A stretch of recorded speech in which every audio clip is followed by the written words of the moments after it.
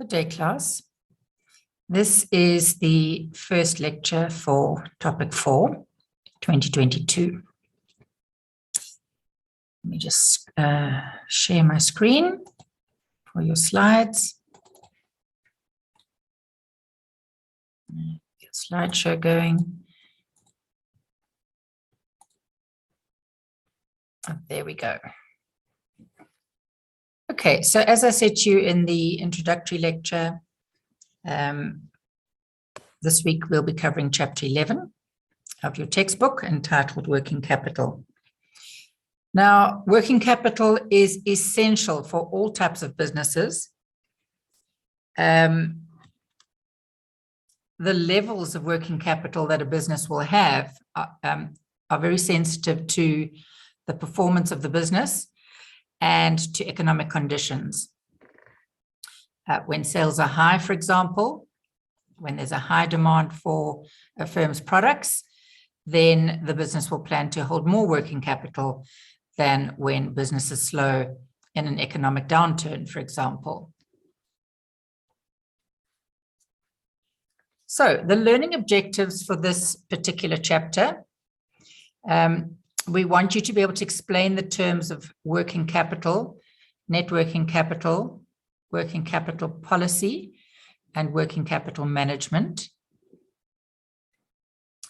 You need to be able to calculate the working capital cycle physically in days, outline the various working capital policies and their respective impact on risk and return, outline the various working capital financing policies and their respective impact on risk and return.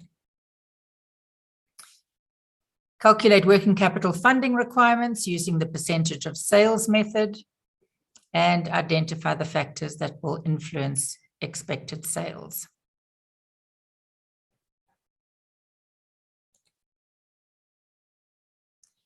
So let's start with the working capital definitions. So what we mean when we're talking about working capital is current assets, okay? So your inventory, your receivables, your cash being your main categories. And we'll go into those in more detail in the next slide. Net working capital is your current assets minus your current liabilities, okay? So working capital, we're just talking about current assets. Net working capital, we're referring to current assets minus current liabilities.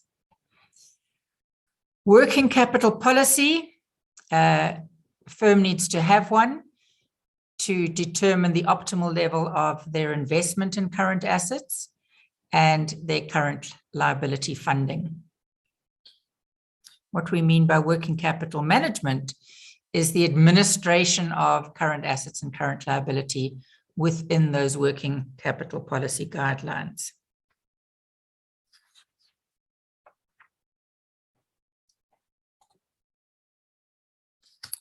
Okay, so let's start with working capital. So as we said on the previous slide, it comprises of investment in your current assets, the main categories of which are inventories, accounts receivable, and your operating cash. So cash or cash equivalents like short-term investments. Those investments that can be very easily turned into cash when needs be. And you should know by now that current assets are those that are expected to be converted into cash within 1 year. Net working capital, on the other hand, is your current assets less your current liabilities.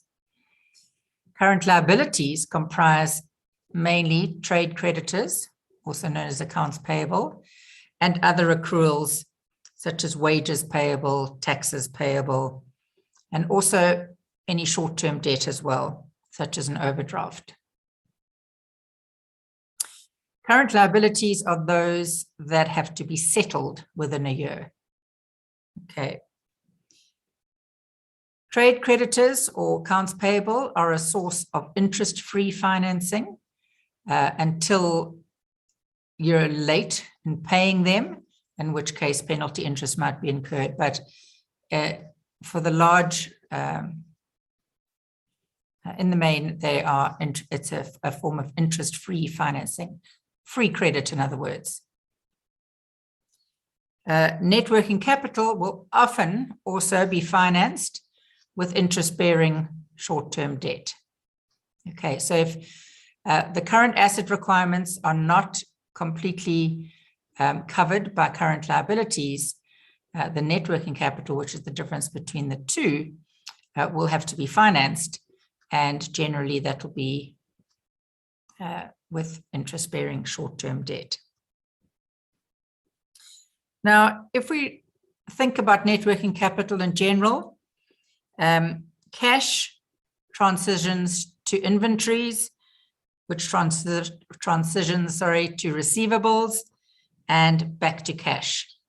And that cash is then used to pay current liabilities. So that's sort of the cycle or the transitions, as I said before, from cash to inventories to receivables, back to cash when your customers pay you, and then you use that cash to pay current liabilities.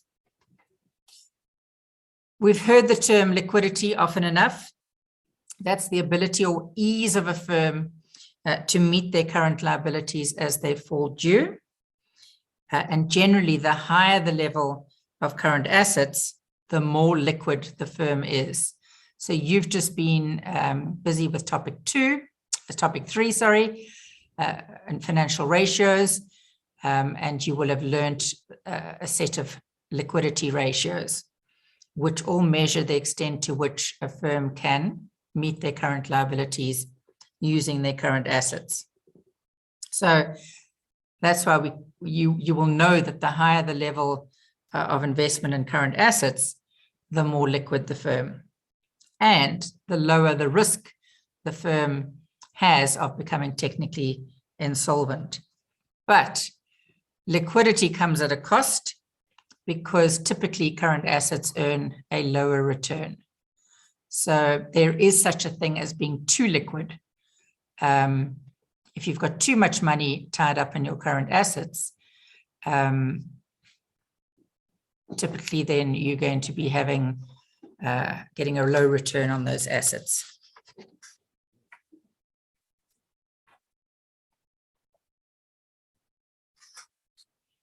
Okay, let's put net working capital and working capital management in context by considering a typical statement of financial position. So we've got our current assets.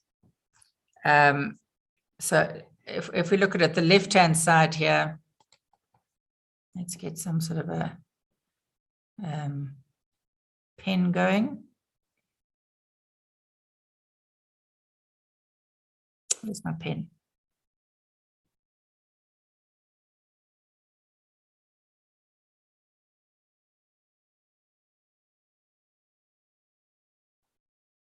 That's so weird. It's disappeared. Anyway, I've got a spotlight. There's my pen. So this part of your balance sheet or your statement of financial position is all about investments. And this side is all about financing or capital structure.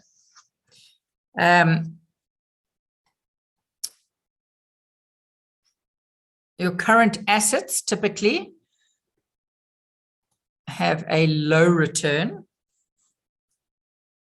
whereas your non-current or your fixed or non-current assets, typically will have a high return. They're more profitable. Without non-current assets, the firm actually can't produce their product. So higher return for fixed assets or non-current assets, lower return generally from your current assets. And then on the financing side, current liabilities typically have a lower cost than long-term financing, have a higher cost. So this part of financing is all to do with capital structure. So the sort of permanent financing of the assets of the firm, long-term debt and equity, whereas this is obviously short-term. And current assets minus current liabilities, as you know, is your net working capital. So in South Africa, manufacturing firms specifically, current assets can make up about 46% of total assets. And current liabilities typically will represent about 70% of total financing. And that's why working capital management, which is the management of current assets and current liabilities, is one of a financial manager's most important and time-consuming activities. So we all think that it's, the non-current assets and the long-term financing decisions around those, the investment decision and the capital budgeting or financing, the capital budgeting, and the capital structure decisions are more important because they generally involve larger sums of money. But the fact is those types of decisions are made a lot less frequently than decisions around your net working capital. And whilst poor long-term investment and financing decisions can adversely impact a firm's value, if a firm doesn't manage their current assets and their current liabilities correctly or properly, it's actually going to impair the firm's ability to continue operating. A large number of companies fail because they have short-term cash flow problems rather than a lack of long-term profitability. If you think about it, if a firm can't survive in the short term, then the long term doesn't even matter because they're not going to get there. Working capital management, by the way, is particularly critical for small businesses, and their failure rate is high, largely due to an inability to manage their working capital correctly or suitably. Okay, so I hope that puts net working capital and working capital management in context in terms of the importance of these types of decisions and the amount of time that they take of a financial manager's day.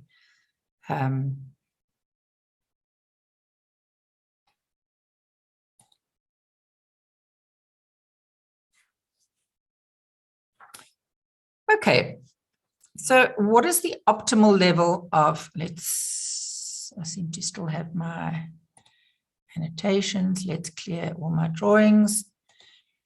What is the optimal level of working capital required for a company to operate efficiently? Basically, it's where the return generated and the exposure to risk are very finely balanced. And what problems will arise if a company invests in too little inventory? So inventory doesn't offer sufficient credit to its customers, or doesn't hold on to minimum levels of operating cash. And what problems arise if the company holds on to very high levels of inventory, is very lax or easy about their credit terms to their customers, or holds very high levels of cash. Okay. So let's take the problem of too low investment in current assets first. So they've got too little inventory, they don't offer much credit to their customers, and they don't keep a lot of cash on hand. Let's look at the inventory first. If you think about it, a firm's got too little inventory, there's an increased likelihood that they're going to have stockouts where they're going to run short of stock. They're not going to be able to continue manufacturing. They're not going to be able to meet their customers' demands. They're going to lose profit margin and they're going to lose their customers. Too little or no levels of debtors, receivables, as a result of very strict collection policies, for example, might chase your customers away. If you're not going to offer them the credit that they're looking for, they'll find somebody else likely who will do that for them. The problem involved in low levels of cash, you've got the increased risk of being unable to meet your essential cash commitments. So having very low investments in current assets is very high risk for those reasons that I've just explained to you. So I'm just going to write here, high risk.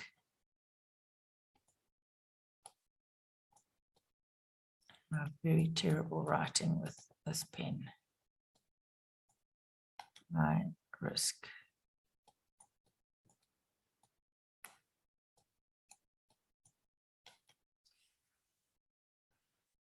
Okay, so a policy that keeps very low levels of current assets is high risk for the reasons I've just stated. What about if a company has a policy of holding high levels of inventory? They've got large amounts of receivables because they've got very liberal credit terms to their customers, and they keep very high levels of cash. Let's take the inventory on hand first. If you've got too much inventory on hand,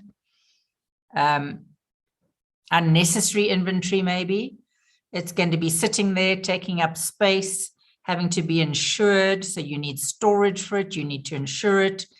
If it sticks around too long on your premises, it might become obsolete. It might be stolen. It might be subject to fire or any other sorts of risks. But basically, it's got a very high opportunity cost, because if you've got money tied up in inventory and you're not using it, you could be doing something more profitable with that money elsewhere. Too much credit extended to your customers. In other words, you've got very liberal credit terms. That can lead to an increased likelihood of bad debts. If you're not strict enough about who you grant credit to, chances are they might not ever repay you. If you hold too much cash, again, there's a high opportunity cost. You could be earning a higher return if you invested that cash elsewhere. So here we're talking mainly about high opportunity costs. So there are high opportunity costs of holding large amounts of working capital. Opportunity costs. Okay.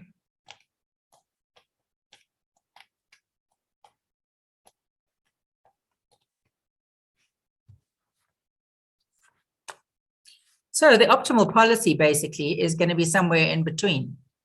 You don't want to run the high risks of having too low levels of working capital, nor do you want to incur the high opportunity costs of holding too much working capital.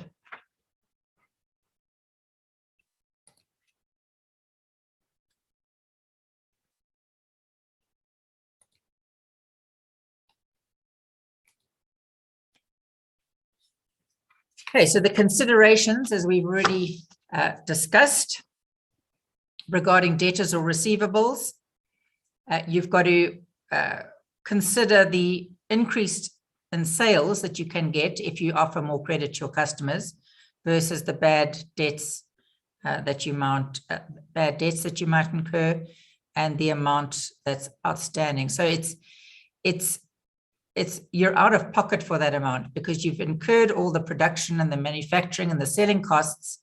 You've sold the good to the customer, but you haven't yet received the cash for that. So it's money tied up in debtors that you haven't got yet. When it comes to inventory, again, you want to be able to have sufficient inventory on hand so that you can supply your customers quickly, and that could lead to an increase in sales if you have a reputation of always having stock available, versus the investment and holding costs of having too much inventory, which we discussed earlier, your storage, your insurance, your obsolescence, your theft, etc. And when it comes to cash, you have to weigh up or trade off the liquidity that you enjoy by having lots of cash and being able to meet all your commitments when they fall due, against having too much cash sitting idly around, not earning sufficient of a return that you could be earning elsewhere. Okay, when it comes to short-term credit, as we said earlier, the cost of trade creditors is generally free until you pass the date in which you were supposed to pay, in which case they might charge you penalty interest, your suppliers. But generally, it's free credit. And you've got to, then you've got the cost of short-term finance, which, whilst not free, it's certainly less expensive than long-term finance. So these are all working capital policy considerations.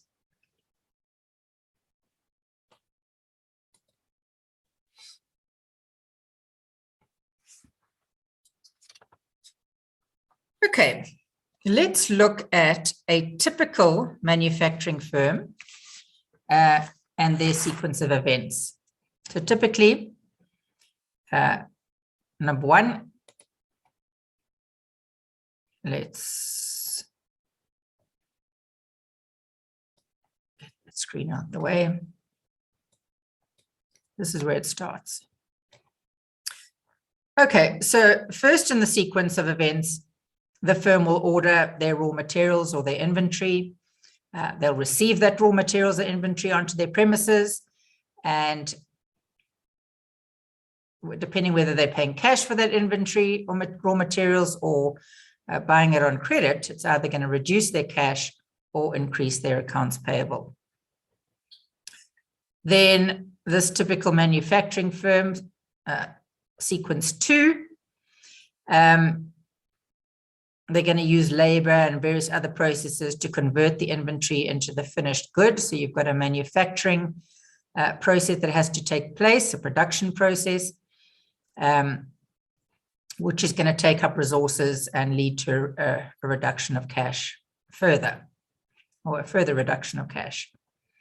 Then step 3 in the sequence of events, you have the sale of the finished good, usually on credit, which is going to result in accounts receivable.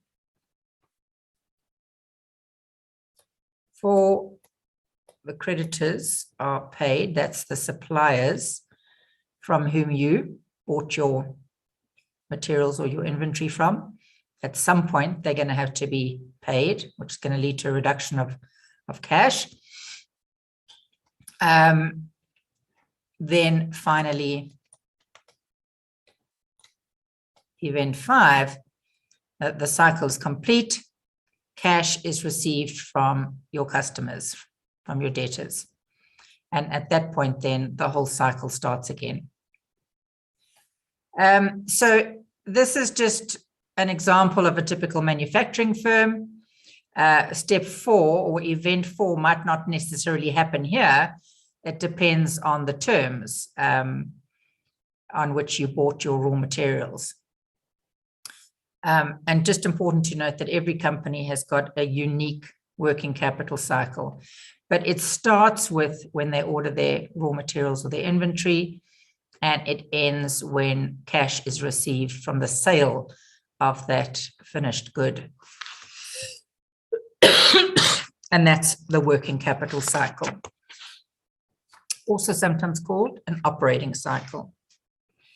So diagrammatically,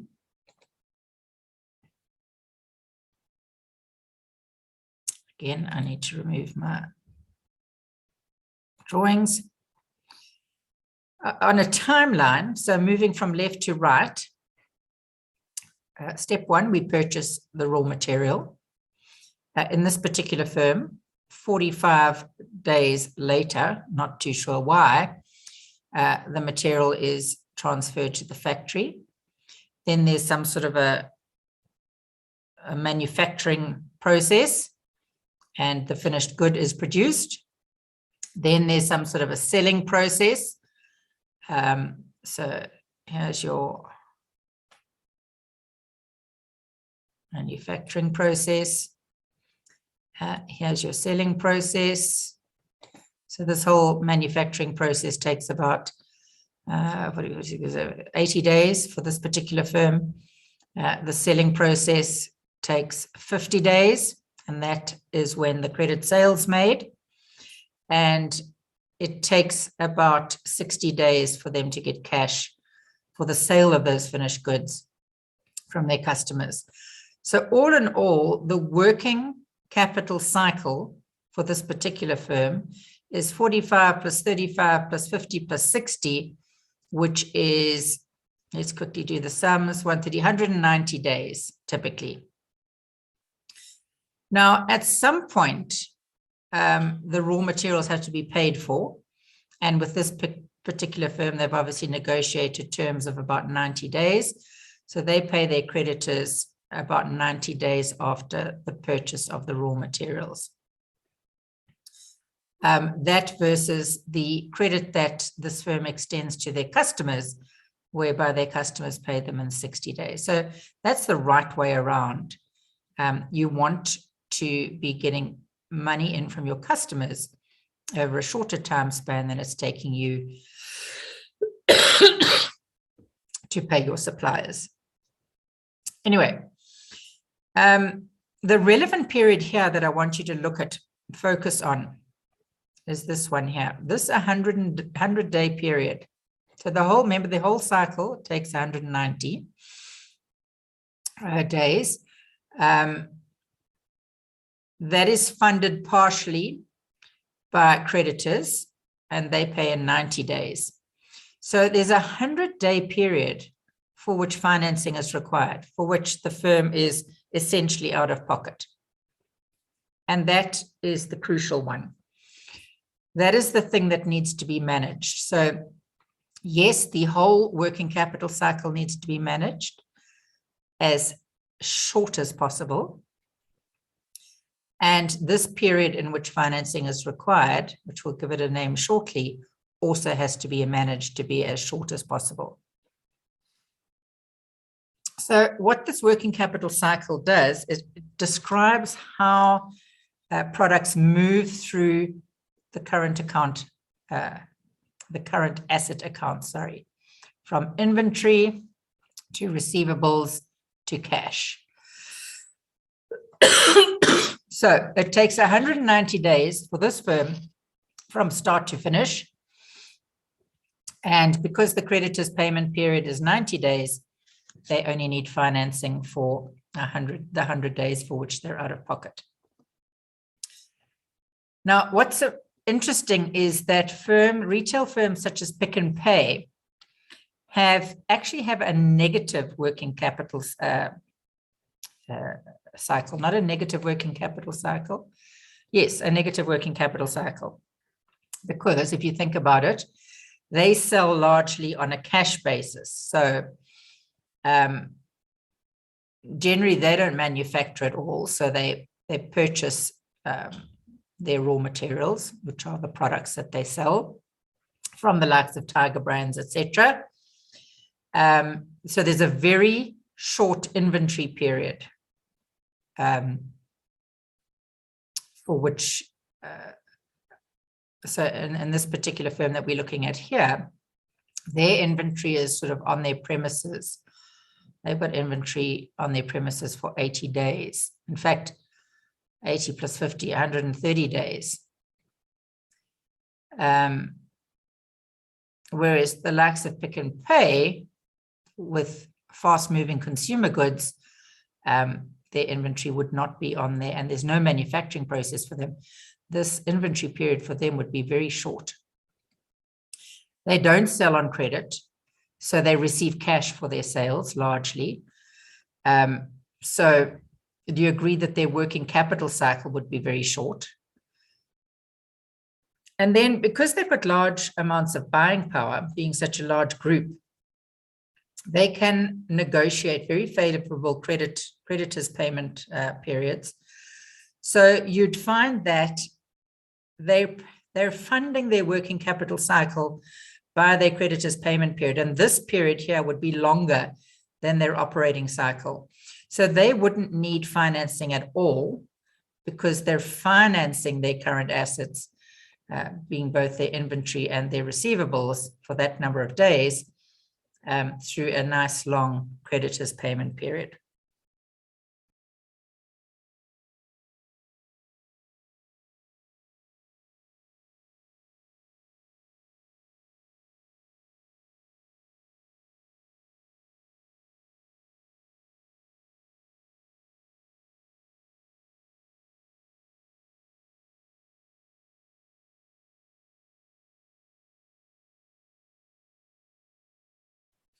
So that's a very good line of business to be in. So they actually have a negative, this period for them is negative because their creditors payment period is longer than their working capital cycle.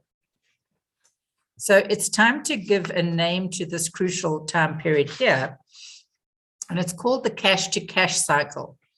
Now, depending which textbook you open, this might be called something different. Sometimes it's called the cash conversion cycle.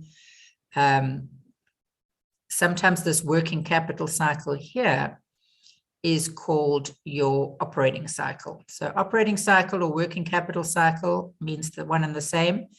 Cash conversion cycle and cash to cash cycle means the same. Either or, your operating cycle or your working capital cycle is your inventory period, which is this whole period here. That's the time for which, from when you purchase raw materials until the finished good is sold. That's your inventory period. Plus your receivables period or your collection period.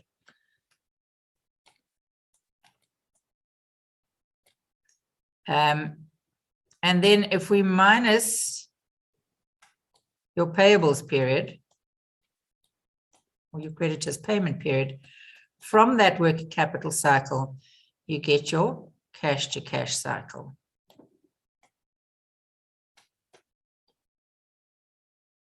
Okay. So we can actually calculate these cycles. Remember, we're trying to make them as short as possible. This working capital cycle and this cash to cash cycle needs to be as short as possible so that the firm doesn't have to finance a very long period of working capital. And we can work out a firm's working capital cycle and their cash conversion cycle. We're going to do that in an example shortly. So the working capital cycle or operating cycle is the time between ordering materials and collecting cash from receivables.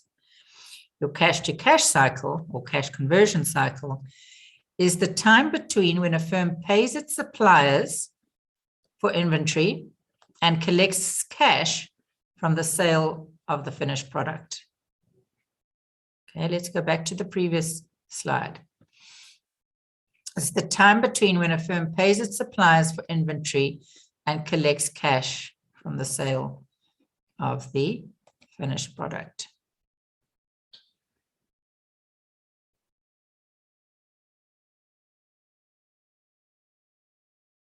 Okay, so here, this is the time period that they take to pay their suppliers.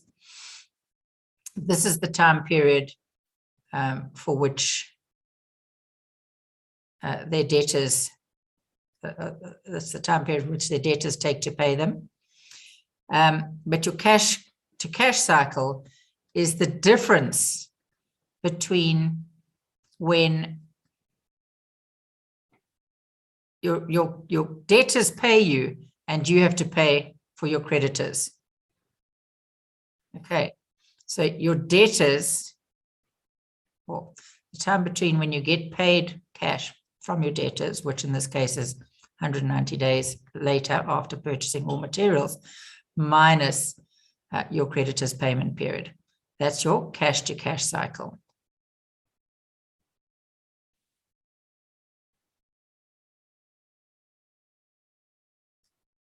Okay, so we can compute the cycles as possible. Sorry, let's just go back here quickly.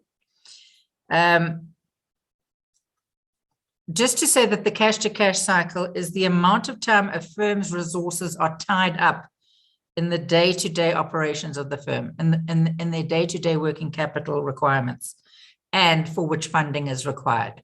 So that's why it needs to be as short as possible. So it's useful to be able to calculate the working capital cycle and cash to cash cycles. The working capital cycle is the sum of our days inventory outstanding, also known as your inventory period, or your inventory days. And that is inventory over cost of sales times 365 days, plus your days sales outstanding. So that's your receivables over your credit sales if you have that figure, or just sales if you don't have a breakdown, times 365 days. And then your cash to cash cycle is your working capital cycle minus your days payables outstanding, which is also known as your payables period or your trade debtor days. You've learned how to calculate these individual ratios in topic 3. So it's going to be pretty easy for you. So it all relates back to the diagram.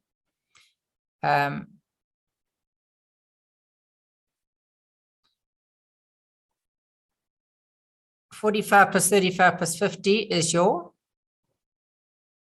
days that inventory is on your premises, or the time it takes from purchase of raw materials to sale of the finished good. That's your inventory period. This 60-day period here is your receivables period, or your days sales outstanding. And this is your creditors payment period, or your payables period, the time from when you purchase your raw materials and when you pay for them. So your working capital cycle is the sum of your DIO and your DSO, and your cash to cash cycle is your working capital cycle minus your DPO, days payables outstanding.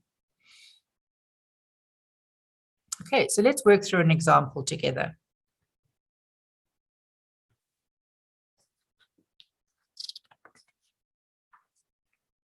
Where's my example? There we go. So we've got a company that produces water meters. They've got annual sales of 10 million. They've got costs of goods sold of 75% of sales. So 75% of the 10 million is their costs of goods sold. Purchases that are 65% of the cost of goods sold. So they'll be 65% of 75% of 10 million, in other words. And from their latest financial statements, inventory is 1.2329 million. Receivables are 1.0959 million. And payables 0.4675 million. Now, some analysts will take an average inventory, average receivables, average payables figure. In other words, they'll take the inventory from the latest financial statement, add it to that, the balance from the previous financial statement, and divide by 2. Do the same for receivables, do the same for payables. So you're sort of working with an average inventory and an average payables and an average receivables figure. Or if you're just working with the latest financial statements, then you wouldn't average them out. So using this information, let's calculate and interpret the cash to cash cycle for Amanzi. Calculate and interpret the cash to cash cycle. So what I'm going to do now is stop sharing this. And I'm going to go to my whiteboard. And we're going to go through this example together. And I'm not going to write, I'm going to type, because we all know how badly I write with that pen. Okay, so sales are 10 million, that was given. We were told that costs of goods sold were 75% thereof, okay? So costs of goods sold will be 7.5 million.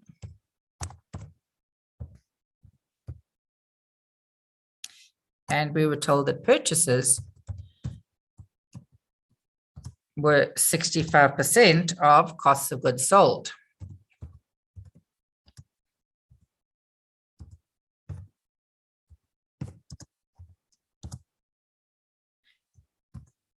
$4.875 million.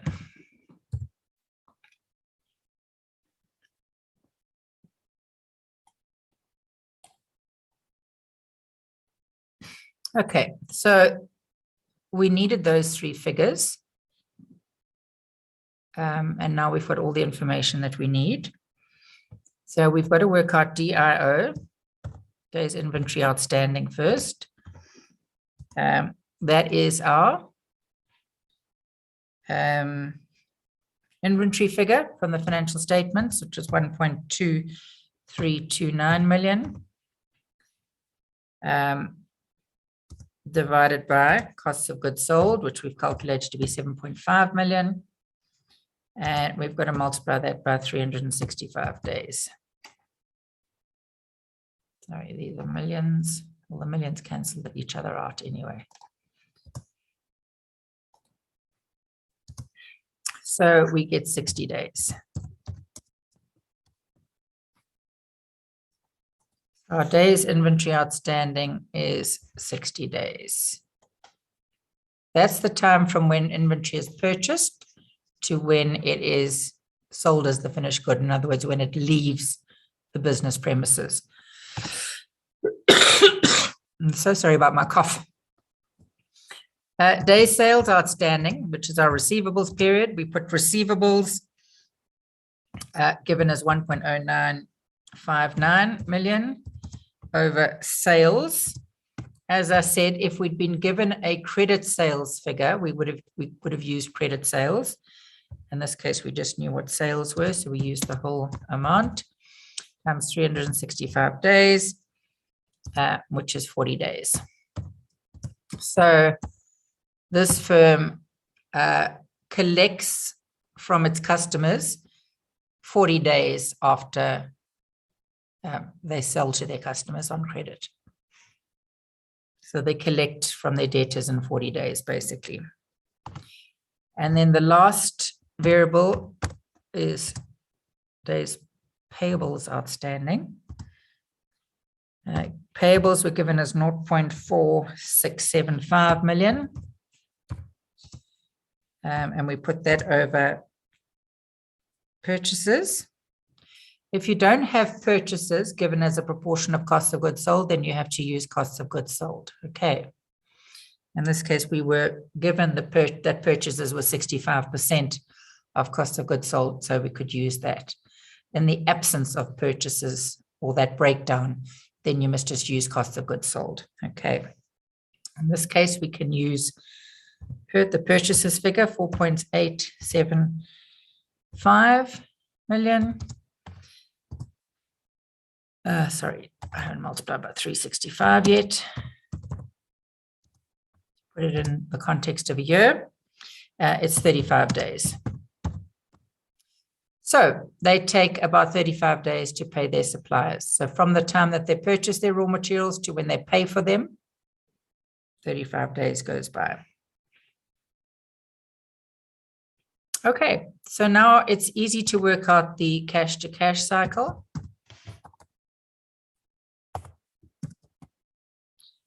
Because we know it's the working capital cycle, which is the sum of our DIO and our DSO minus our DPO. So it's 60 plus 40, which is 100, minus 35, which is equal to 65 days. Now we've got to interpret that figure. We've calculated it, but we've got to interpret it as well. So what does it mean that this firm, Amanzi, has a cash-to-cash cycle of 65 days? Think about it for a second. Go back to your working capital cycle diagram if you want to.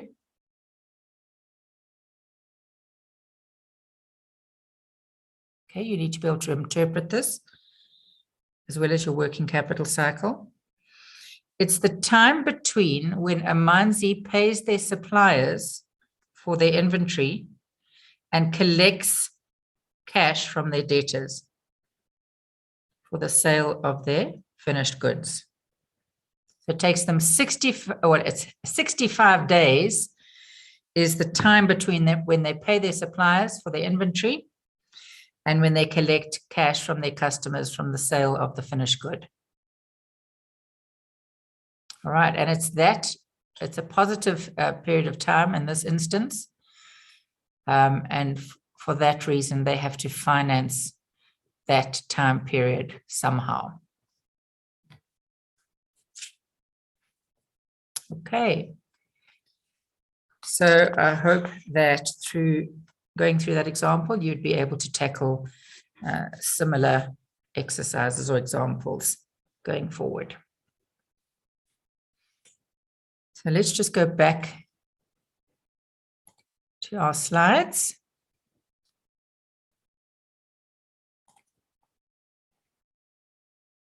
There we go. And let's reflect then on what we know. Okay. I hope that we illustrated that it's important that financial management shorten the working capital cycle. Okay, because the shorter the working capital cycle, the shorter will be the cash-to-cash cycle, and therefore the less time the firm will be out of pocket or have money tied up in working capital before they actually receive cash. So they want to be able to shorten this working capital cycle, but they obviously don't want to shorten it so much that it's actually going to impact on operations. So let's look at a few ways in which they can do this. They can reduce the time raw materials spends in inventory. Okay, so that beginning part of the working capital cycle where they purchase the inventory, it arrives on the premises, it gets produced and manufactured into the final good, and then when it's ready for sale. How do we reduce that time? Okay, one important way would be to minimize your purchases in the first place, or don't over purchase. Don't purchase surplus inventory up front. Speed up your manufacturing process. Well, that's actually the next point. You want to reduce the time to convert your raw materials into production of the finished good. So here you want to speed up your manufacturing process, but you don't want to compromise on your product quality. Okay, so you've got to watch out for that. You want to reduce the time it takes you to sell your finished goods. So your selling process must be efficient. Here, what you could do is increase your marketing efforts as a means to get the sales going quicker or get the products moving quicker off your shelves. You want to reduce the time it takes to sell. Sorry, that's what we just said. You want to reduce the time it takes to collect cash from your debtors.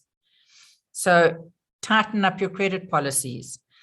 Offer incentives to your customers to pay you earlier. So give them a discount if they pay you earlier. more efficient control over your debtors, and your whole collection effort needs to be more efficient. Obviously, you don't want to make your customers unhappy or uncomfortable, but by the same token, if you give them 30 days to pay, you must make sure that they don't take longer.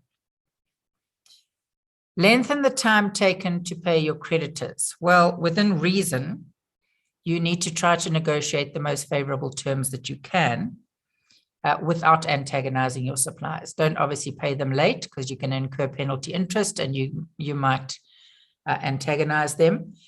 Don't be unreasonable in your demands. Don't be a bully.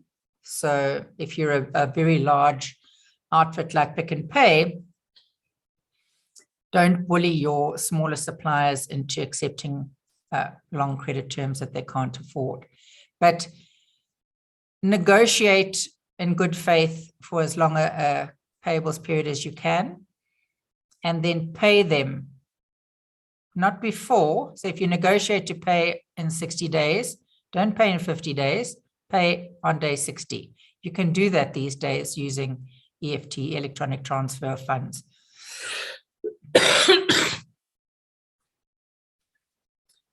Okay, any reduction in investment in working capital that you can achieve is going to increase the return on your investment by reducing the related financing costs. As long as the increase in marginal cost from shortening the working capital cycle is less than the costs of external financing, then you should incur those costs. You do increase the risk of losing sales, but as I've said above and on the previous slide, you've got to walk that fine line between tightening up on things, becoming more efficient without antagonizing your customers, your suppliers, etc., without running out of stock, and so on. So it's very important for firms to monitor their working capital cycle and their cash-to-cash cycle. If they're getting longer over time, then they must investigate why. Maybe stock is becoming obsolete. Maybe there are inefficiencies in production, sales, or the collection processes. They need to work out what's going on, because a trend whereby these cycles are increasing is not good. They're trying to make them shorter. And managing these cycles requires a lot of cooperation between all sorts of parties in a firm. So there's got to be a lot of cooperation and coordination between, say, the sales team, the production team, the credit manager, the marketing manager, the production manager, the financial manager. They've all got to work together to try and manage these cycles as best as possible.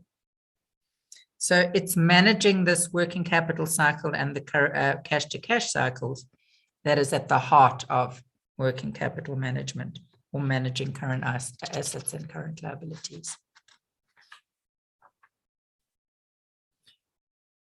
I'm going to end this session there. And we'll continue from slide 15 in the next recording. So see you then.